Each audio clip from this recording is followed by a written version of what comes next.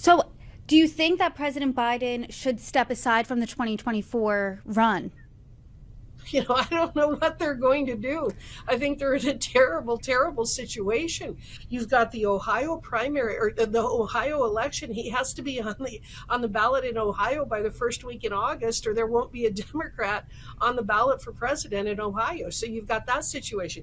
You've got, I believe, there's six other states: Nevada and Arizona and Georgia, Wisconsin, and I believe Michigan.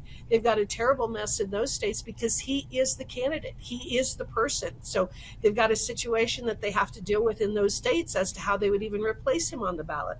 In addition to which, they can't just launder this money from Joe Biden raising it for his campaign and then turning around and doling it out to the next candidate that may step up in line.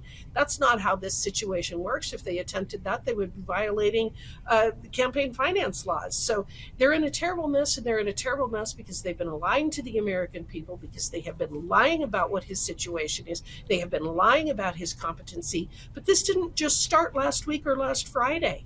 They have been lying to us for years and years and years as to his qualifications, his mental state, his physical state, and his ability to do the job.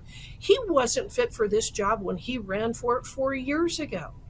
Yet, again, I'm going to say it, the press and the Democrats have been lying to us about his cognitive abilities.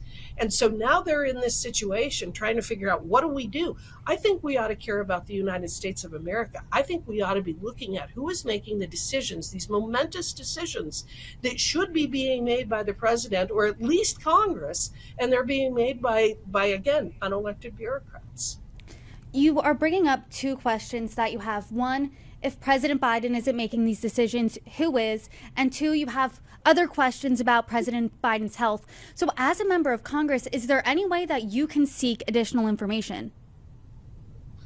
Well, I don't know the answer to that question right now. I think that in light of the fact that the dam has finally broken and people are questioning what I have been questioning for months and months and months and months, maybe that is a question that we can answer. I don't know the answer to that question yet, but as soon as I return to Washington, D.C., I can assure you I'm going to be speaking with leadership and asking, what is it that we can do to ensure that we are protecting our republic when we have someone who's clearly an incompetent at the head of government?